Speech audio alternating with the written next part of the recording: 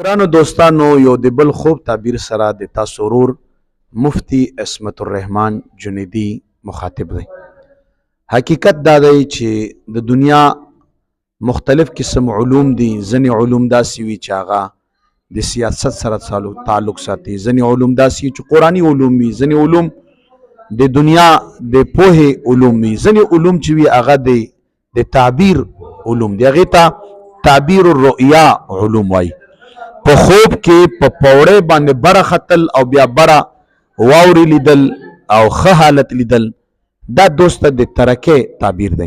او دستي یو ملګري دا خوب بیان کړو چې په خوب کې زه په پوړې باندې خېجم.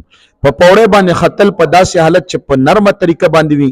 نو عربي زبان کې دیتا درجات، دا درجات معنی پوړې درجات مراتب. نو بالکل په پوړې باندې په سیړي باندې مخکې بره ختل د ترکې نشانی ده، خو په شرط دی چې تیراو نه غورځېږي. که تیراو غورځېدي دا د نقصان دلیل دی، که تیراو غورځېدي دا د تا د ضایع کېدو او د بیمارۍ خطره ده. نو دوستانو دا یو خوب دی. بیا واورې لیدل، واوره چې هغه بیل د امن نشانی ده، شینکۍ لیدل، چمن لیدل هغه بیله د ښه ژوند نشانی ده.